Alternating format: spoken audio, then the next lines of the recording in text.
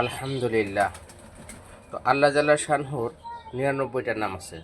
হুয়াল্লাহুল্লাযী লা ইলাহা ইল্লাহু আর রহমানুর রহিমুল মালিকুল কুদ্দুসুস সালাম আল মুমিনুল মুহাইমিনুল আজিজুল জাব্বারুল মুতাকাব্বির আল খালিকুল বারিউল মুসাউবিরুল গফফারুল কাহ্হারুল ওয়াহাব। এখানে আমাদের আল খালিক আছে। খালিক শব্দের অর্থ হচ্ছে সৃষ্টি করেওয়ালা। আল্লাহ তাআলা দেখেন, এই যে ডিম সৃষ্টি করছেন, ডিম হচ্ছে মৃত। আল্লাহ তাআলা পবিত্র কোরআনের মধ্যে ফরমাচ্ছেন যে আল্লাহ তাআলা বলেন, আমি মৃত থেকে জীবিত সৃষ্টি করি, আবার জীবিত থেকে মৃত সৃষ্টি করি। এই যে মৃত থেকে আল্লাহ তাআলা কী সৃষ্টি করছেন দেখেন, এই জীবিত ডিম থেকে আল্লাহ তাআলা এই বাচ্চা ফুটাইছেন। ডিম থেকে আল্লাহ তাআলা দেখেন এই যে বাচ্চা ফুটাইছেন, এই বাচ্চা ডিম থেকে আল্লাহ তাআলা এই যে বাচ্চা ফুটাইছেন।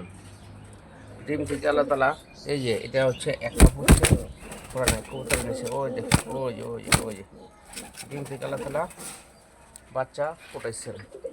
তো আল্লাহ জাল্লা শানহু মৃত থেকে জীবিত সৃষ্টি করেন। ইখরাজুল হাইয়া মিনাল মাইয়াতি ওয়া ইখরাজুল মাইয়াতা মিনাল হাইয়্যি। আল্লাহ তাআলা ফরমান যে আমি মৃত থেকে জীবিত সৃষ্টি করি, আবার জীবিত থেকে মৃত সৃষ্টি করি। এটা আল্লাহ তাআলাই করেন।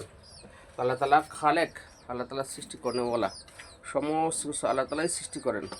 দেখেন আবার এই যে কবুতর দেখেন নিজে না খাইয়া তার বাচ্চাকে খাওয়াইতেছেন। তো হাদিসের মধ্যে আছে যে আল্লাহ তাআলা মহব্বতের ১০০ ভাগের ৯৯ ভাগ আল্লাহ তাআলার কাছে রাখছেন, আর ১ ভাগ মহব্বত আল্লাহ তাআলা সমস্ত মাখলুকের মধ্যে ছড়ায় ছিটিয়ে দিচ্ছেন। যে ১ ভাগ মহব্বত সমস্ত মাখলুকের মধ্যে ছড়ায় ছিটিয়ে দিচ্ছেন। আর ১ ভাগ মহব্বতের জন্য মাখলুক তার বাচ্চাদেরকে মহব্বত করেন। যেমন এই কবুতরটা দেখেন, কবুতরটা এখন বাহিরে খেয়ে আসার পর নিজের পেটের খাওয়ানগুলোকে ওগরাইয়া বাহির করে সেটা বাচ্চাকে খাওয়াইতেছে। শুধু এই ক্ষেত্রে না, যে সন্তানের ক্ষেত্র দেখেন যে মা বাবা নিজেরা না খাইয়া তার সন্তানদেরকে খাওয়ায়।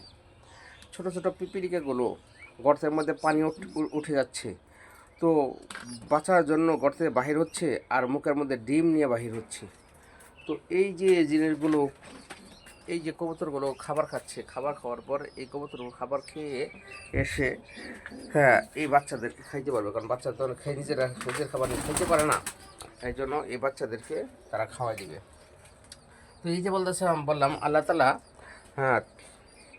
রিজিকের ১০ ভাগের আল্লাহ তাআলা ৯৯ ভাগ ১০০ ভাগ মহব্বত আল্লাহ তাআলার নিকট আছে।